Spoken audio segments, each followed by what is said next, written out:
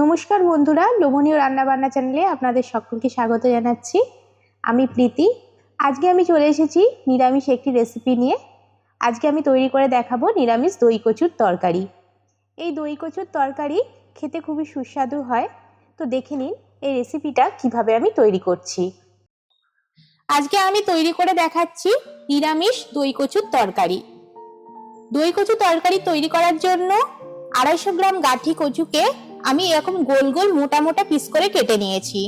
দই কচু তৈরি করার জন্য মশলাটা তৈরি করে নেব। এর জন্য আমি আদা নিয়েছি, 1/2 টেবিল স্পুন গোটা জিরে নিয়েছি, 3টে কাঁচা লঙ্কা নিয়েছি। এগুলোকে আমি বেটে নেব।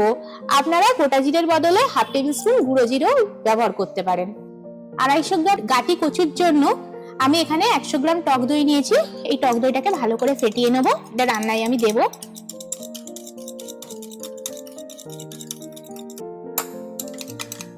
দেখুন টক দইটা ফেটিয়ে নিয়েছি। ইন্ডাকশন অন করে আমি একটা কড়াই বসিয়ে দিয়েছি। কড়াইয়ে কচুগুলো ভাজার জন্য দিয়ে দিচ্ছি সর্ষের তেল।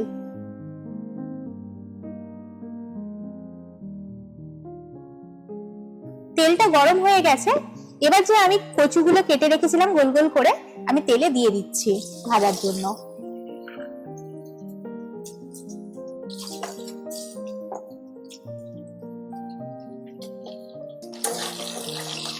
তেলটা দিয়ে একটু খুন্তির সাহায্যে নাড়িয়ে নেব। কচুগুলোকে তেলেতে দিয়ে খুন্তির সাহায্যে নাড়িয়ে নিতে হবে। এই দই কচু শ্রী রাধার খুব প্রিয় ভোগ। সামনেই আছে রাধাষ্টমী। আপনারা রাধাষ্টমীর দিন এইরকম ভাবে দই কচু তৈরি করে শ্রী রাধাকে ভোগ নিবেদন করতে পারেন। কচুগুলোকে অল্প একটু ভেজে নিয়েছি। এখন আমি এর মধ্যে দিয়ে দেব স্বাদ মতো নুন।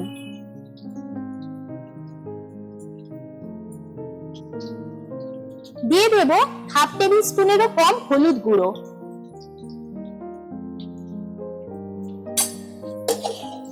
নুন আর হলুদ গুঁড়োটা দিয়ে কচুটাকে একটু ভাজতে হবে। কচুটাকে আমি একটু লাল লাল করে ভাজবো।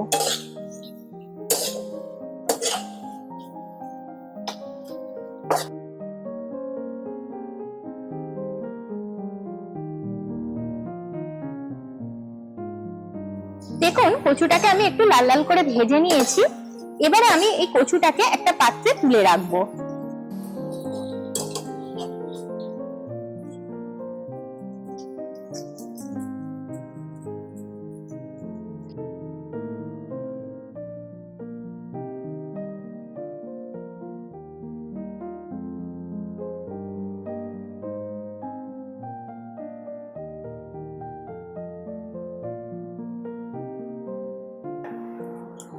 ওই তেলেতেই আমি ফোড়ন দিচ্ছি। ফোড়নে দিচ্ছি 1/2 টেবিল স্পুনের একটু কম গোটা জিরে,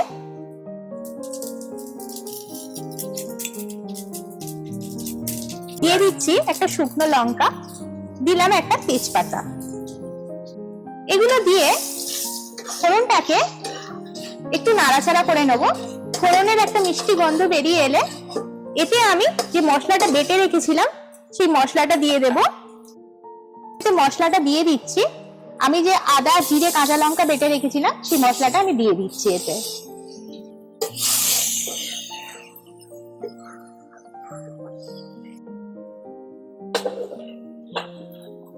দেখুন মশলাটা থেকে তেল ছাড়ছে।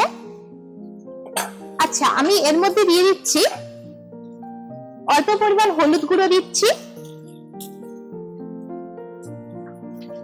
শুকনো লঙ্কার গুঁড়ো দিচ্ছি 1/2 টেবিল স্পুনেরও একটু কম। আপনারা যেমন যে যা ঝাল খান সেই বুঝে দেবেন। অল্প একটুখানি জল দিয়ে মশলাটাকে কষবো।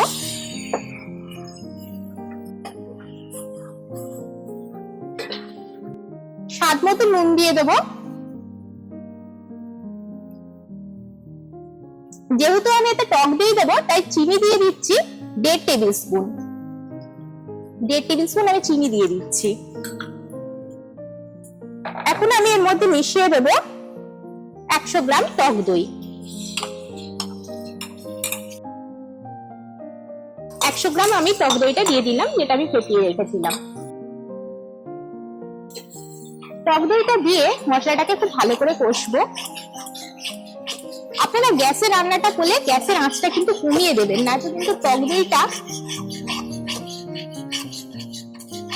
ছানা টাইপের কেটে যেতে পারে। দেখুন মশলাটা কষা হয়ে গেছে, মশলাটা থেকে তেল ছাড়ছে। তো আমি এখন এর মধ্যে দিয়ে দেবো ভেজে রাখা কচু। ভেজে রাখা কচুগুলো আমি এর মধ্যে দিয়ে দিচ্ছি।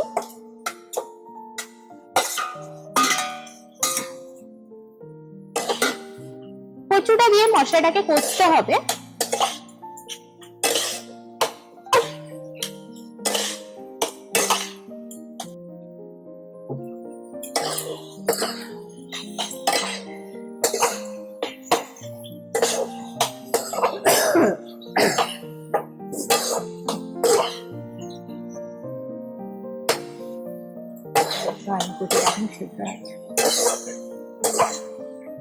সামান্য একটু মশলা ধোয়া জলটা দিয়ে দেবো।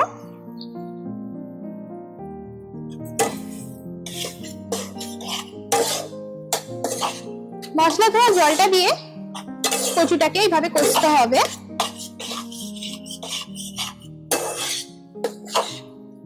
দেখে নেব সমস্ত কিছু ঠিকঠাক আছে কিনা। নুন মিষ্টি ঝাল একদমই ঠিক আছে। আপনারা যে যেমন ঝাল পছন্দ করেন সেই বুঝিয়ে দেবেন। দেখুন মশলাটা কষানো হয়ে গেছে, মশলাটা দিয়ে তেল ছাড়ছে। এইবার আমি এর মধ্যে দিয়ে দেবো জল। পরিমাণ মতো জল দিয়ে আমি কচুগুলোকে সেদ্ধ করব।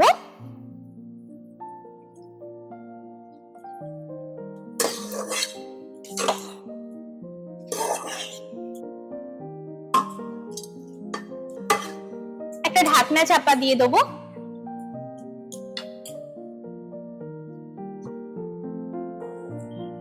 ফিরে এলাম 15 মিনিট বাদে। ঢাকনাটা খুলে দেখবো কতটা কি হয়েছে।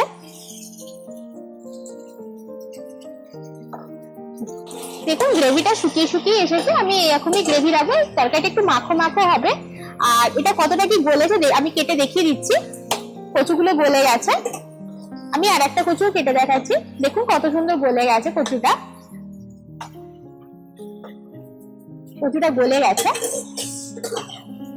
আমি ইন্ডাকশনটা বন্ধ করে দিচ্ছি। ব্যাস তৈরি হয়ে গেছে নিরামিষ দই কচুর তরকারি। আপনারাও বাড়িতে এইভাবেই বানাবেন। আর কেমন হয়েছে অবশ্যই কমেন্ট করে জানাবেন। ভালো লাগলে ভিডিওটা লাইক করবেন, প্রচুর প্রচুর বন্ধু বান্ধবের সাথে শেয়ার করবেন। আর আপনি আমার চ্যানেলে নতুন বন্ধু হয়ে থাকলে এরকম নতুন নতুন রান্না পেতে চ্যানেলটাকে সাবস্ক্রাইব করে নেবেন। খুব শীঘ্রই ফিরে আসবো নতুন একটা রান্নার ভিডিও নিয়ে। নমস্কার।